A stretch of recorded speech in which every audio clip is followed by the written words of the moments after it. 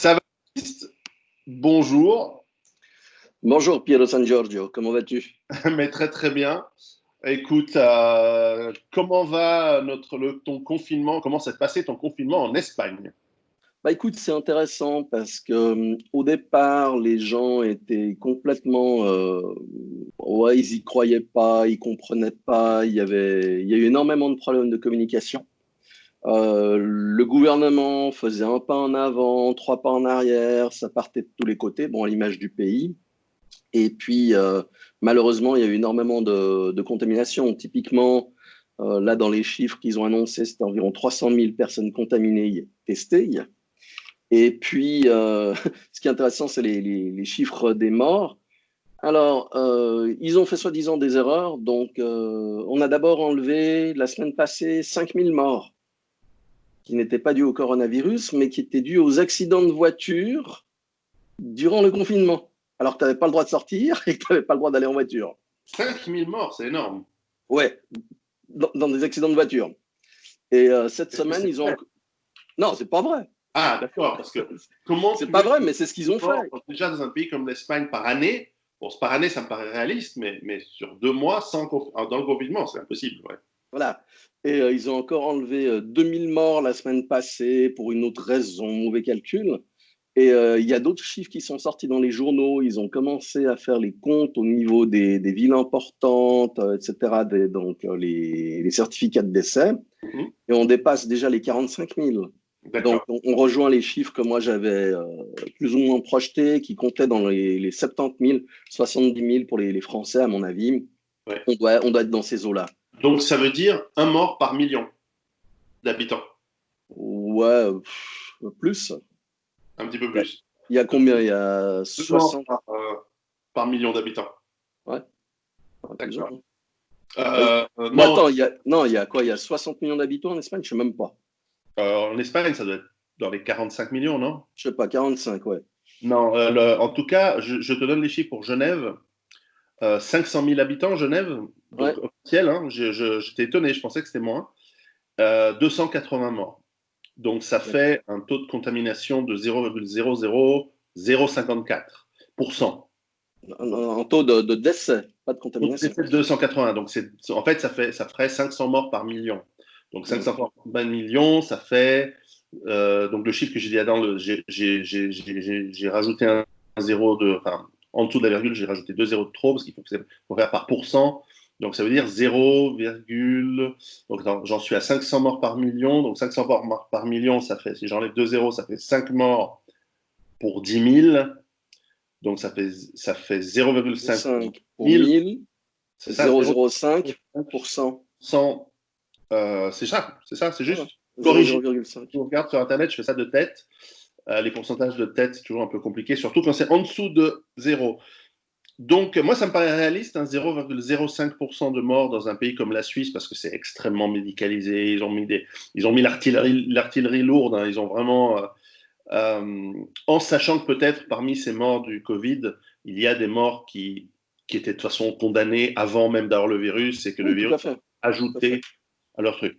Mais enfin, voilà, ça donne un chiffre pour le pays le plus riche du monde, une des villes les plus riches du monde, Genève, 0,05% de décès.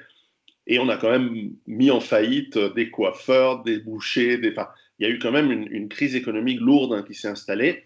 En Suisse, on parlera de l'Espagne, je veux juste donner en Suisse, beaucoup d'entreprises ont reçu euh, des prêts de la Confédération sans intérêt, avec par exemple, je connais une entreprise, elle a reçu un douzième de son chiffre d'affaires par mois en prêt. Donc, voilà, elle a reçu presque 200 000 balles. Donc, ça lui permet d'avoir vécu ces 2 mois sans problème. Alors après, il faut bien sûr le rembourser, hein, mais il n'y a pas des conditions très compliquées. Donc, si l'entreprise était rentable par ailleurs, bon, bah, dans quelques années, elle l'aura remboursé, c'est fini. Mais c'est parce que c'est un pays riche, ils ont bougé vite, hein, l'argent a été débloqué dans la semaine, hein, c'était extrêmement rapide. Bon, la dernière fois que nous nous sommes parlé, peut-être j'ai oublié de présenter pour ceux qui nous rejoindraient aujourd'hui, Savage Beat, tu habites en Espagne. Nous avions fait plusieurs vidéos, notamment une au début, ou juste au tout début du confinement, et une avant, il me semble aussi, pour parler de la situation en Espagne, lorsque l'épidémie commençait à exploser et qu'il n'y avait pas encore le confinement. Donc tu habites sur la partie nord, Ouais, est, Catalogne, côté de Gérone. voilà, chez les communistes, Ouais, et ouais, les indépendantistes, on va les dire. LGBT communistes. Et donc voilà, donc raconte-nous peut-être chronologiquement comment ça s'est passé en Espagne. Et après, on ira dans des détails, mais c'est intéressant de voir ta vision de la gestion de l'Espagne. Alors, le gouvernement a été averti, je crois que c'était fin janvier, qu'il allait y avoir une épidémie. D'accord? Mi-février, il y a eu le premier cas avec décès, mais ils n'en ont pas parlé. Après ça, ils ont laissé faire des manifestations où, bah, évidemment, les gens se sont contaminés. Et puis, ça a été le crescendo. On avait discuté, en fait, où il y avait eu 2 cas. Et puis, ils les ont baladés d'une permanence à un hôpital. De cet hôpital, ils l'ont emmené à un autre hôpital. À la fin, ils ont fini à Barcelone. Résultat, la clinique spécialisée dans les maladies infectieuses s'est effondrée. Et à partir de là, c'est parti de tous les côtés. Madrid, ils ont dû prendre la patinoire principale, la transformer en morgue, parce qu'il n'y avait plus de place dans les morgues ni dans les hôpitaux. Ils ont dû prendre d'autres patinoires des villes adjacentes, parce qu'ils n'arrivaient pas à gérer ça. L'armée a dû intervenir, la protection civile. Bon, la protection civile, c'est des branquignoles à un point qu'on n'imagine pas.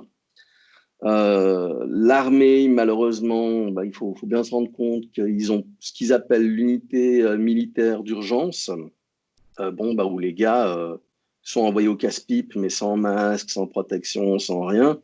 Mais on est devant, on est fiers. Donc la gestion a été extrêmement mauvaise, catastrophique, et ça continue. Ça continue, tout a été fait. Il faut prendre au niveau, comment dirais-je, politique, c'est des socialo-communistes, comme on a à Genève les verts pastèques, hein, vert dehors, rouge dedans. Oh, c'est rouge dehors et dedans, hein. Ouais. Mais bon, typiquement, un gouvernement comme ça, en Corée du Nord, les mecs auraient été exécutés, mais sans discussion. Pour donner un ordre d'idée, en Chine, la même chose, ils les auraient exécutés. Ils ont tout fait pour, comment dirais-je, favoriser la pandémie. Ils ont changé 7 ou 8 fois le port du masque. Oui, c'est pas utile. Oui, il faut le mettre. Non, éventuellement, on ne sait pas. Et maintenant où la pandémie est quasiment terminée, on va dire, ils ont voté une loi où il faut mettre les masques. Mais bon, les masques sont montés à des prix de 25 € la pièce. Ah, il y a du profiteur de guerre, hein, comme on dit. Donc, il y a eu énormément de problèmes. La gestion est très mal faite. Bon, non seulement personne n'a été préparé à ce qui venait, mais en plus de ça, les gens qui sont au poste clé n'ont pas les compétences. C'est de la cooptation, du copinage, de la promotion canapé. Je veux dire, quand il y avait le gouvernement de droite, le PP, qu'on aime ou qu'on l'aime pas, je crois qu'ils avaient 13 ministères au total. Maintenant, avec les rouges qui sont au pouvoir, il y a 22 ministères qui servent strictement à rien. Donc, bon, ils ont favorisé les marches du 8 mars pour les LGBT, Journée de la femme et toutes ces conneries. Donc, la contamination a explosé à Madrid, bien évidemment, mais ils sont pas responsables. Ensuite de ça, quand ils ont mis le confinement en place, j'ai pu voir un petit peu comment ça s'est passé. Tout ce qui était police ou officiel, en fait, ils se baladaient dans les voitures. Alors, tu n'avais pas le droit de te balader, mais dans leur voiture privée. Et quand ils arrivaient en contrôle, ils sortaient la plaque, alors qu'ils n'avaient rien à faire dehors non plus. Donc, un merdier absolument total. Une gestion catastrophique, pas de moyens, il n'y avait pas de masque, il n'y avait pas de respirateur. J'avais fait en venir ils ont essayé de le confisquer. Donc, j'ai fait un scandale, j'ai réussi à l'obtenir. Il n'y avait plus de désinfectant. Mhm. J'ai pu me procurer une machine pour fabriquer du désinfectant pour la zone, pour l'offrir. Je veux dire, je ne faisais aucun bénéfice. J'ai été aidé par des donations en Suisse parce que la situation était compliquée. Et bah, on m'a dit, mais vous êtes chimiste, monsieur? Non. Bah non, on ne peut pas prendre. Vous êtes un fabricant? Non. Vous avez des certificats? J'ai dit, mais bordel, vous avez plus de désinfectants. J'ai la possibilité de vous en fournir. Ah oui, mais alors nous, on ne sait pas, il faut que vous téléphoniez à tel endroit. Pourquoi t'as pas Bah, dit quand ils disent que vous êtes chimiste, tu dis oui. Moi, de plus en plus, les gens quand je veux obtenir des trucs, ils me disent mais vous êtes médecin? Moi, je dis ouais. Je dis oui maintenant systématiquement. Si on me dit vous êtes chimiste, je dis oui. Comment ils peuvent vérifier? Je dis vous n'avez pas de carte? Je dis oui, je suis chimiste, je suis médecin. Vous êtes policier? Oui. Là, je suis en civil, mais oui. Je veux dire, comme ça, tu obtiens tout ce que tu veux, parce qu'au bout d'un moment, si tu vas commencer à avoir besoin de l'avis, du permis de n'importe quel Pékin pour faire quoi que ce soit dans la vie, ça fonctionne pas. Là, non, donc on en est arrivé où j'ai eu les contacts directement avec les hauts chefs de la police de la zone, pas le niveau intermédiaire où j'avais les contacts habituellement, mais directement au-dessus, où les mecs m'ont clairement dit qu'ils appréciaient beaucoup ce que je faisais, qu'ils me remerciaient, mais qu'ils attendaient de recevoir le désinfectant de Madrid. Madrid, Gérone, 1500 km, alors que moi je suis environ à 25 km. Bien sûr. Bon, donc ça donne un ordre d'idée des mécanismes. Pour les masques, ça a été la même chose. Euh, Ils ont confisqué des stocks. Enfin, ça a disparu dans des trous noirs. On ne sait pas où ça a été. Bref, c'est ouais, une gestion catastrophique par un gouvernement catastrophique. Maintenant, on commence à voir les conséquences financières. En vendredi passé, eh ben, le fabricant de véhicules Nissan a décidé de fermer ses usines en Espagne. Et rien qu'à Barcelone, ça fait 3000 personnes impactées directement. Et en deuxième niveau, 13 000 personnes. Donc 16 000 personnes qui se retrouvent à la rue. Eh Et ben, ça, c'est que le début. c'est que le début. Euh, dans tout ce qui est restauration, etc., j'étais me promener un petit peu hier. Donc les gens ont le droit de sortir maintenant. Mais les rues sont vides. Alors que lorsqu'il fallait rester dedans, c'était la foire d'empoigne pour être dehors. Maintenant que tu as le droit, les gens ne sortent pas. Les prix ont augmenté d'une manière vraiment conséquente. La qualité de ce qu'on te sert, ça a baissé, c'est-à-dire qu'ils ont gardé les saloperies, puis ils essayent de les refiler. Les gens sont extrêmement agressifs dans les démarches. Je suis allé faire des achats, et puis bon, bah, moi j'étais contaminé, hein, je l'ai eu, donc de toute façon je suis immunisé maintenant. Mais ça ne sert à plus rien de porter le masque, c'est inutile. La quantité de virus qu'il y a dans l'air à l'heure actuelle est tellement minime, les distanciations, tout ça, et puis on m'a fait un caca nerveux. Tout ce que j'avais, bah, je l'ai laissé tomber, puis je me suis barré. Je perds plus de temps à ce niveau-là. Donc ouais, il y a de l'agressivité, il y a de la tension. Dans le bistrot où j'étais hier soir pour boire un verre, les gens se comportent de manière totalement irrespectueuse avec les gens qui font le service. En fait, les gens cherchent la merde, ils cherchent à se défouler. Tu te rends compte qu'il y a une tension qui a été cristallisée et puis ils n'arrivent pas à gérer ça d'une manière saine. Donc, Attends, je vais juste commenter là-dessus parce que c'est vrai que autant pendant le confinement, j'ai ressenti des grands élans de camaraderie et de solidarité à travers toutes les strates de la population et tous les endroits où il fallait qu'on se rende, parce qu'on devait bien se rendre au supermarché de temps en temps, on devait bien se rendre par-ci par-là de temps en temps. Alors, évidemment, on prenait à ce moment-là les précautions, là on mettait les masques, etc. Bien, moi aussi je l'ai eu et je l'ai eu tôt. Et en fait, on se rend compte dans la famille, il a commencé à circuler autour de mi-février. Donc moi je l'ai eu autour de mi-mars, avant le confinement. Donc pendant le confinement, on était protégés et je sentais cet élan de camaraderie, de solidarité envers les gens, beaucoup d'aimabilité, d'entraide, etc. Et depuis que c'est terminé le confinement, je sens également en Suisse beaucoup de frustration, beaucoup d'énervement facile, euh, comme si les gens se sentent avoir été baisés pendant ce confinement pour rien. C'est comme si ils se sentaient, on a fait tout ça pour rien. Parce qu'en fait, on voit que bah, il n'y a pas beaucoup de morts finalement. Les gens qui l'ont, alors moi je sais, il y a des gens qui me disent oui, mais tu verras, il y a des séquelles à long terme, voilà, les dents vont tomber, tu vas avoir la lèpre. Enfin, on me raconte plein de trucs. moi, je me sens en super forme. Enfin, alors peut-être que c'est comme la malaria, ça viendra ou comme le sida, qui revient 7 ans après ou 8 ans après. Bon, j'en sais rien, mais alors la plupart des gens, ils ont le sentiment que finalement, ils ont fait beaucoup d'efforts pour pas grand-chose. Il y a beaucoup de gens qui ont souffert économiquement, qui ont souffert socialement. Putain, les putes ont été fermées pendant 3 mois. Putain, les gens, ils en peuvent plus, quoi. Tous les hommes mariés, comment ils font? Bref, donc, je sens une tension effectivement très très forte et effectivement de l'énervement, les nerfs. Enfin, c'est paradoxal, alors qu'au contraire, on aurait pu se dire que les gens allaient être soulagés de se retrouver libres enfin, ou alors peut-être qu'ils se rendent compte qu'ils ont été soumis et ils ont fait les esclaves, ils ont obéi aveuglement à l'État pendant 2 mois et que finalement ils se sentent profondément humiliés et ça sort par l'énervement quotidien. Je ne sais pas, je n'ai pas d'explication pour l'instant, mais j'ai remarqué aussi cet énervement en Suisse. Ah, disons, c'est surtout le fait, bon, si on prend 14-18, bah, les gars étaient dans les tranchées. Nous, on n'avait qu'à rester gentiment à la maison, on a quand même de quoi s'occuper. Le problème de cet énervement, ça vient de cette liberté théorique qu'on leur a coupée. Mhm. D'accord? Le fait de dire maintenant, vous ne pouvez pas. Alors, ils ne cherchent même pas à comprendre. Je veux dire, les gens avec qui j'ai discuté, ils prenaient ça à la rigolade. Ah, t'es mignon avec la tapette. Je l'ai eu. J'en ai deux là dans la pièce qui m'énervent. Oui, oui, j'ai vu, j'ai vu. J'en ai une en moins. Et en fait, non.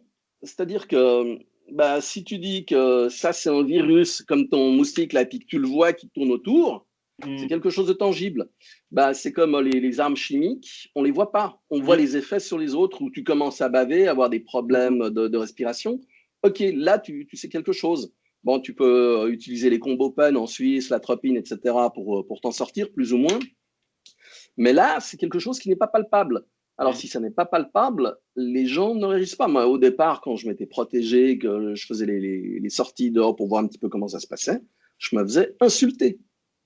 Insulter. Parce que les gens n'ont pas les connaissances, Mm. ils n'ont pas la vision de la chose.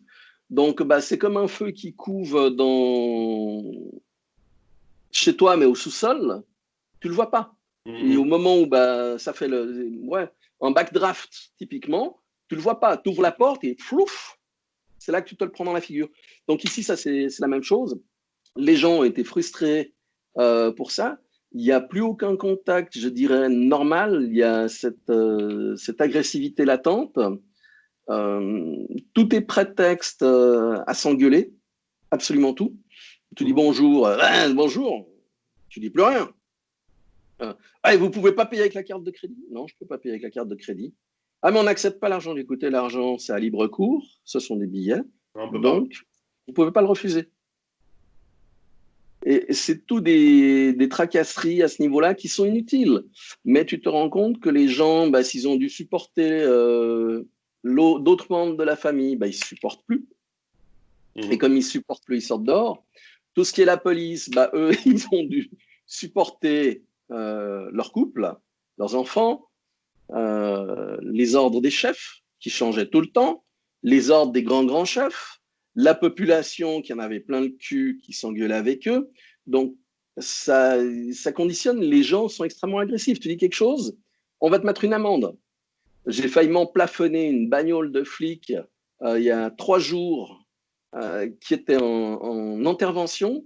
Les mecs ne respectaient rien, ils n'avaient pas de gyrophare, ils n'avaient pas mis c'était vers minuit et demi, ils n'avaient pas mis non plus les phares de la voiture pour pas qu'on les voit arriver.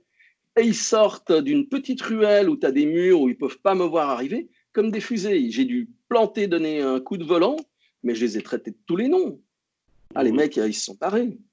Mais ils ont, je veux dire, ça devient du n'importe quoi. On a l'impression, tu sais, quand on ouvre les vannes de vidange d'un barrage, où il y a tout qui est arraché en même temps, on est Ouais. dans ce contexte. Intéressant. Intéressant. Comment l'Espagne, bah, tu parlais de l'économie tout à l'heure avec des usines qui ferment. Est-ce que l'État aide les petits commerçants, les entreprises? Comment ça se passe? Alors, euh, l'Espagne ne veut pas rouvrir les frontières pour obliger sa population à aller en vacances en Espagne. La vache.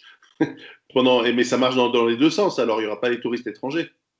Ah, mais ça, ils vont les laisser rentrer. Ah, et pour ressortir. Ils vont faire des couloirs prioritaires avec l'Allemagne, par Ah, exemple. bien Bon. sûr. D'un autre côté,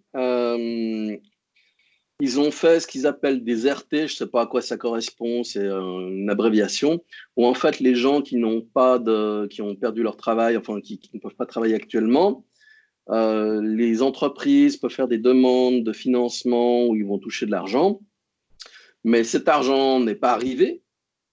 Ceux qui l'ont reçu l'ont éventuellement reçu par erreur, et ceux qui ne l'ont pas reçu par erreur, apparemment, ils auraient trop reçu, ils devraient le rendre. Bref, une gestion à l'image du pays, un foutoir comme on n'en a jamais vu.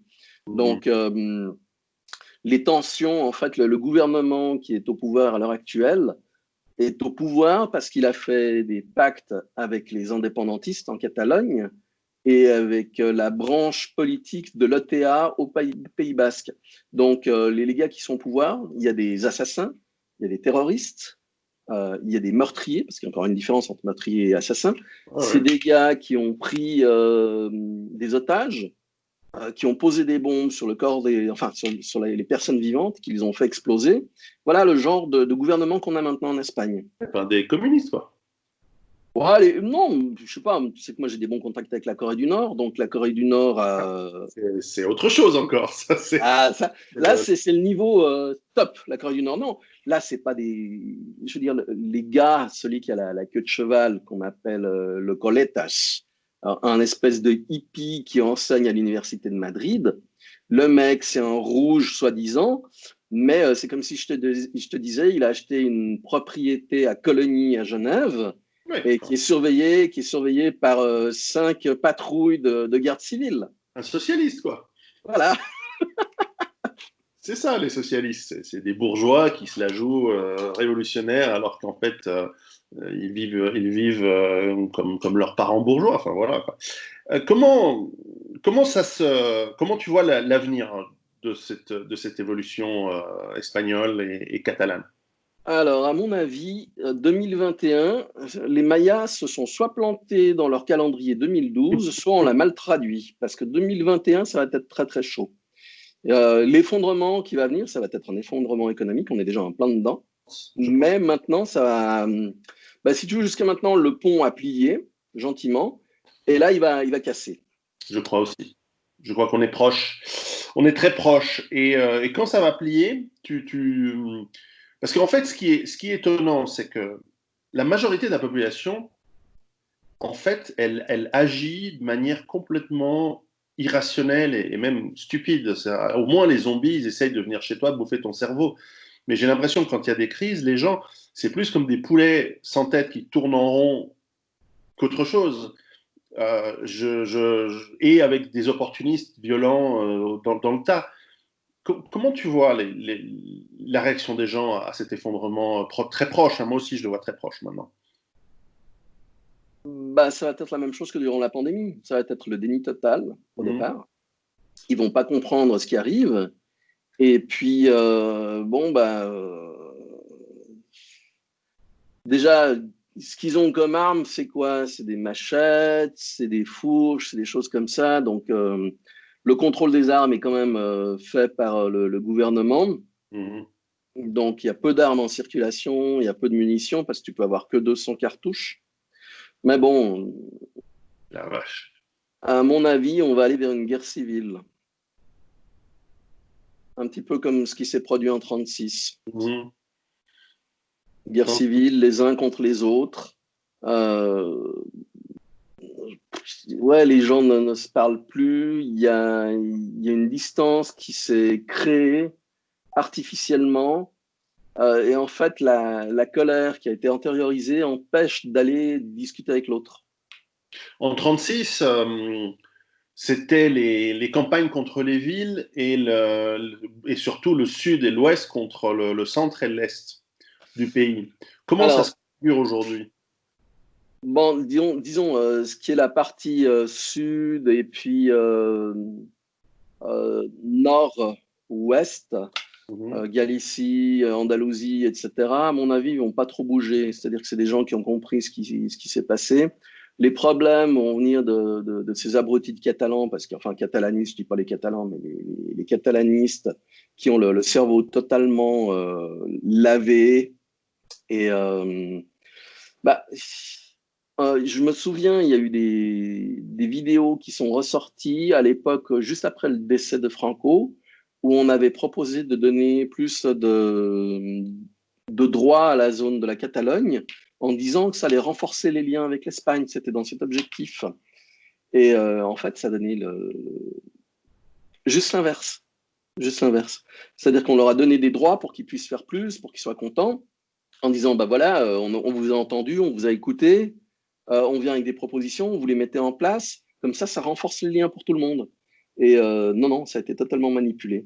Donc, on va avoir des problèmes. On va avoir des problèmes. Disons que Madrid, de toute façon, ils ont une vision des choses qui est faussée. Ils sont pas au contact de la population. Ils sont dans un monde qui n'existe pas, en fait. Je pense que c'est la même chose avec les élites en Suisse, hein, donc, ou Ouais, en France. bien sûr, bien sûr. Quand on voit Macron premier et puis s'essaye, donc c'est au niveau de toute l'Europe que ça va mal tourner. Toute l'Europe de l'Ouest, c'est certain. L'énervement va grandir. Et qu'en est-il de l'approvisionnement alimentaire aujourd'hui? Évidemment, ça a fonctionné, mais que va-t-il se passer en Espagne? L'Espagne, Alors, ça a été très intéressant. Durant un mois et demi, bon, en une semaine, tout s'est effondré. D'accord? Il n'y avait plus de papier cul, comme en France. La nourriture aussi, ben, j'avais fait des photos, les étalages étaient vides. Ils n'ont pas pensé à tout ce qui était surgelé parce qu'ils n'ont pas les moyens de stocker. mhm. Donc moi, j'ai pu faire des stocks au niveau surgelé. J'ai de quoi être tranquille. Ouais, j'ai fait mes calculs par rapport à ce que je mange. Sans me priver, je peux tenir facilement 6 mois. Donc là, pour remettre en fonction les chaînes de production et faire à nouveau les livraisons, il aura fallu environ un mois et demi. C'est le temps nécessaire à partir du moment où tu as la chute, l'arrêt et la remise en fonction. Par contre, les premières livraisons, on va dire, la qualité était très faible. Mhm. Tu prends par exemple une pizza qui va avoir 100 grammes ou 120 grammes de jambon, par exemple, bah, tu vas te retrouver avec 70 grammes de jambon, par exemple. Donc vraiment, une diminution, il va y avoir beaucoup moins de fromage, etc. Tu te rends compte qu'ils ont de la peine à gérer ce genre de choses. Donc je ne sais D'accord. pas comment ça a été en Suisse.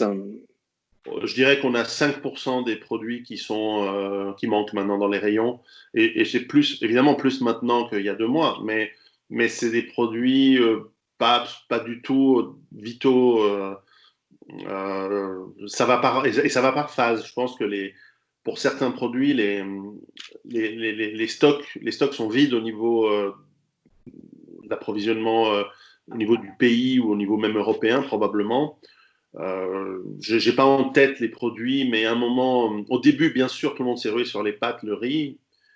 Bon, très bien, aujourd'hui, il n'y a pas de problème, mais c'est d'autres produits alimentaires, voilà, qui sont pas des produits que je consomme, donc, mais il m'arrive de passer dans les rayons et de trouver, voilà, un demi-rayon vide. Mais c'est rien pour l'instant. La question, c'est qu'il y a des inerties là-dedans, et puis les effets économiques ne sont pas encore très bien compris, ne sont pas encore très bien estimés. Et nous allons voir, alors on voit que par exemple aujourd'hui aux États-Unis, il y a déjà des émeutes sous des prétextes évidemment toujours les mêmes, mais enfin, il y a les gens qui utilisent ça pour faire des émeutes. Donc en fait, on rajoute des couches de problèmes aux couches de problèmes aux couches de problèmes. Tout ça dans un monde occidental en tout cas qui est déjà une poudrière. Et pour l'instant, nous n'avons même pas touché aux problématiques plus lourdes, encore bien plus lourdes, que sont en fait les ressources et les matières premières pour tout ça, parce que ce frein à l'économie pendant 2 mois a mis temporairement un stop ou en tout cas un ralentissement sérieux à l'utilisation des matières premières et des ressources. Mais il est bien possible que dans ces prochains mois, en tout cas années, on se rende compte que finalement on est en train de rentrer dans une période où il n'y a plus certaines matières premières, elles sont vraiment, vraiment devenues rares.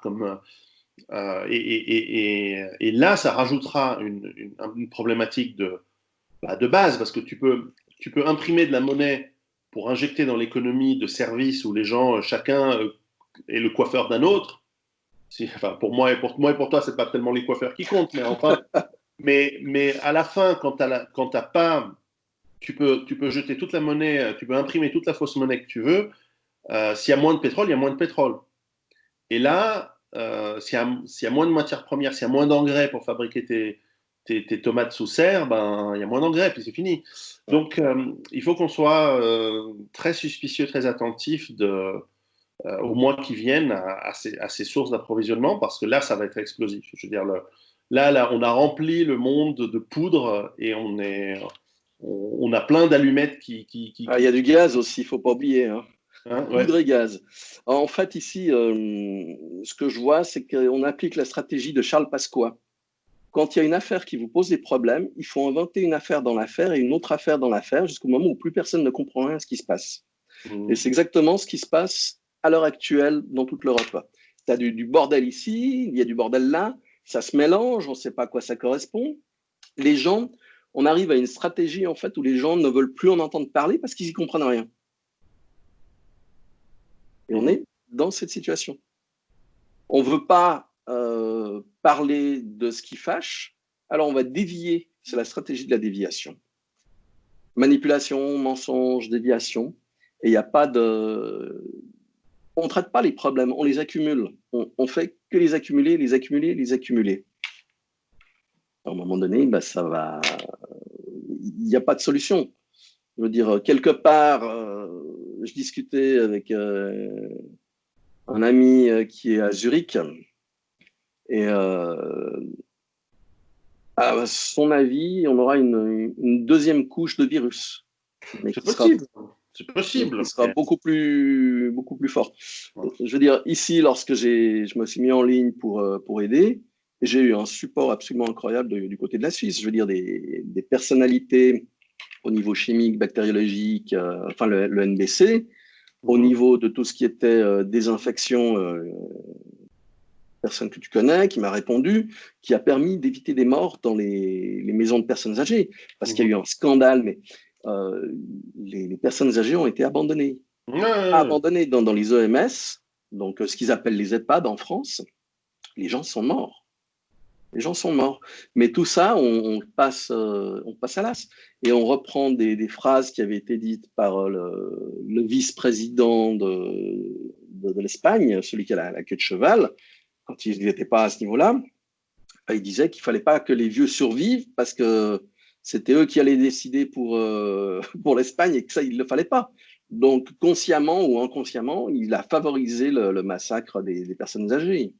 Non, tout a changé. Hein. Il y aura eu un avant et un après, comme pour l'Irak avec la fiole de Peace, comme pour les tours du 9/11. Ça fait partie de ces tournants qui font. Ce qui est étonnant, en fait, c'est que ça a déjà dû péter et ça ne pète pas. Oui, mais finalement, il y a aussi, je pense que l'économie globalisée, elle a aussi un avantage, c'est qu'elle a plus de résilience sur des problèmes petits et moyens. Lorsqu'un problème sera gigantesque, parce que, comme je le disais récemment dans une autre vidéo, mais comme tu disais tout à l'heure, le barrage, il est très puissant et il tient. Il tient la pression, il tient les tempêtes. Mais à un moment, il y a un moment où la fissure se fait, et à ce moment-là, la pression commence à s'infiltrer, elle commence à ouvrir la pression. Et il y a un moment où le barrage tombe. Mais entre le moment où il y a la première fissure et le moment où le barrage explose et s'effondre, eh ben, il y a de l'infiltration, il y a des nouvelles fissures qui se font, etc. Et là, on en est à la phase où il y a des nouvelles fissures qui se rajoutent. On a une crise extrêmement profonde financière, on a une crise philosophique, on a une crise morale, on a une crise voilà, logique et même voilà, on ne peut pas croître à l'infini là où il y a des ressources qui sont limitées. On a plein de ces problèmes qui s'ajoutent. On a des guerres dans tous les sens, on a mélangé plein de gens dans les sociétés, on a créé des mini, on a balkanisé les villes du monde entier, particulièrement en Europe. Alors là, en ce moment, ils ont eu l'intelligence de se tenir en retrait parce que finalement, la crise va dans leur sens. Donc il y a eu il y a toutes sortes de problématiques qui s'accumulent, qui s'empilent, qui s'accumulent, qui s'empilent, qui s'ajoutent, les crises politiques, les gens qui sont irréconciliables entre différentes pensées politiques, entre jeunes, tu l'as dit, entre jeunes et âgés, entre générations. Il y a des conflits qui sont en train de se créer partout entre les gens. Et moi, j'ai eu un tout petit peu, comme je disais, pendant ce confinement, j'ai vu de la solidarité, de la camaraderie. Ça fait plaisir. Parce qu'évidemment, on préfère quand ça va bien dans son pays. Mais là, c'est en train de disparaître très vite.